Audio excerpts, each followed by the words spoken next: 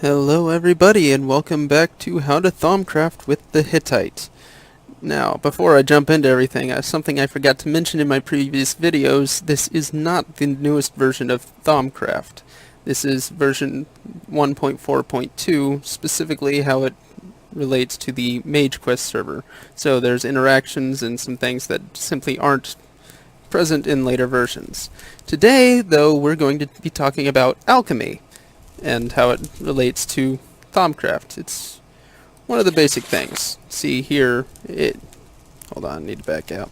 It has its own tab under Alchemy, and for Alchemy you need a Crucible. Now, to make Crucible you just need a cauldron, basic Minecraft cauldron. It's like, craft that, it's just pants upside down. But then once you place it and put it over a source of constant heat, there's basically three ways to do that. Nidor, however that's pronounced, which you actually need a working crucible to be able to make, and I'll actually show you how to make that this episode. But it's kind of a catch-22. It's useful, but you need a crucible to make it. A lava block, which is dangerous to have around. Don't put that in a wooden house. Or a piece of netherrack that you've lit on fire, since that burns forever. I generally prefer netherrack, just because it's cheap and easy to get. Now, once you have your crucible over that, you just tap it with the wand, and it becomes a crucible. Then you have to fill it with water. It's generally a good idea to keep a water source close by, because you're going to be refilling it pretty constantly, and water is useful for when you make a mess with it.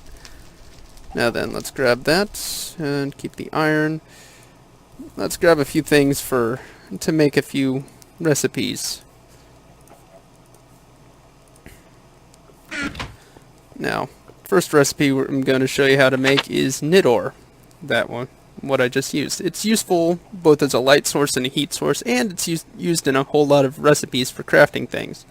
Now, to make it, you need your component essentia that you toss into the crucible. So you need 3 ignis, 3 lux, and 3 potentia, so fire, light, and energy, in the crucible, and then you toss a piece of glowstone dust in as a catalyst to create the Nidor.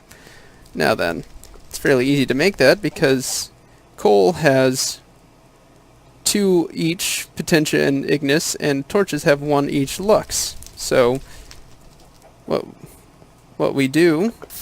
Oop, don't stand on top or else you'll get burned. Get close enough. Then we toss 3 coal. It didn't fall in. And I just realized that I don't have enough glowstone. I need 2 of those. Whoopsie. Hold on. Give me a second here. I'm just gonna put a half slab there to make my life a little bit easier.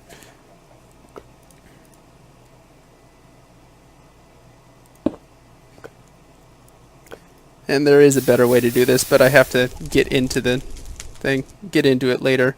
Now then, just toss 3 coal, bloop, 6 torches, and 2 glowstone dust. And that gives us 2 Nidor, without any waste left over, which is going to be pretty rare. Because waste is endemic. And you'll notice that the water level went down a little bit when making that. That's pretty normal.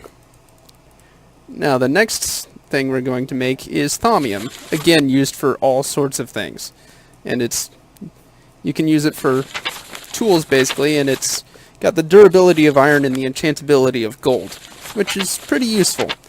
But what you need for that is 4 magic essentia and 1 iron ingot as a catalyst.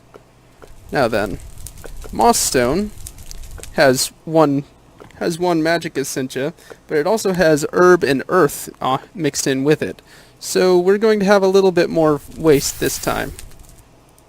Drop that there, move those over. So, again, don't stand on it, you'll get burned. 4 moss stone, and 1 iron ingot. Gives us 1 thaumium, but there's a bunch left over. And we really don't want it to boil over, so shift, right click. Uh-oh, there's some flux. That's really not a good thing. I generally...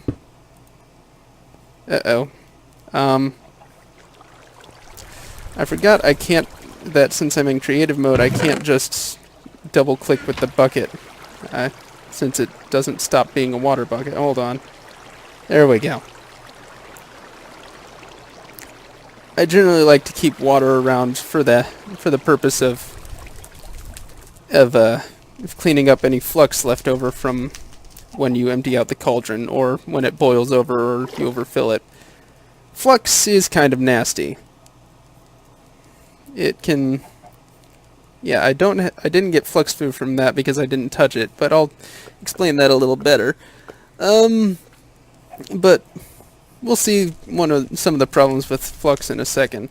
That's basic alchemy, but now we're going to do alchemy the wrong way. Now then, survival inventory. Grab 64 beacons because they have a ton of essentia of all sorts of kinds. And we're going to go over here to our cauldron exploding laboratory. We've got all sorts of stuff to keep from the nasty effects of flux from happening. Now, if you touch the flux goo, that purpley stuff that blew out of the cauldron, you get flux flu, which makes things cost a little more for crafting with the arcane bench. But if you leave it around, it can have some much nastier stuff, which I'll talk about taint in a later episode. Now then, I'm actually going to leave the door open, because I don't want to be in here when it happens. Once again, don't step in it.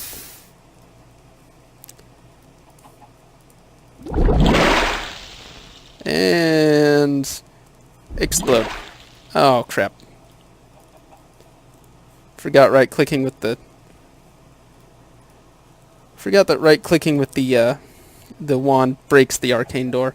Now that area is completely filled with flux gas and flux goo and all sorts of nasty stuff. And it's really gross in there. When I was just testing this, it actually spawned in a Thaumic Slime, which is basically like a slime, only it's a normal little bitty slime, only it's purple. But this up here is a Flux Scrubber when it's charged with an energized node, which I haven't explained anything about how to do energized nodes, but that's much later.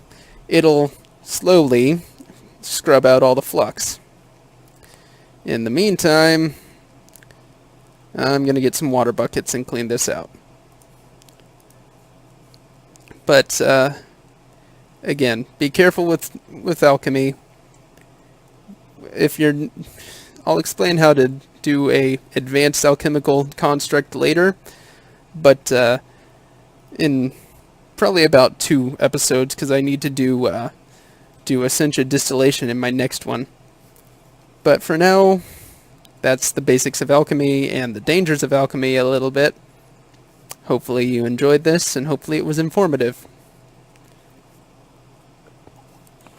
And going over it once again, for every alchemy recipe, you've got essentia in the cauldron plus a catalyst.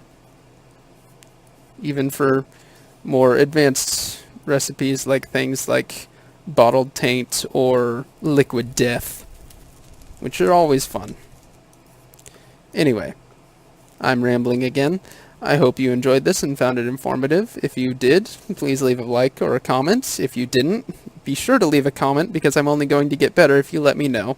And if you'd like to see more from us, remember to subscribe. Thank you. Have a nice day.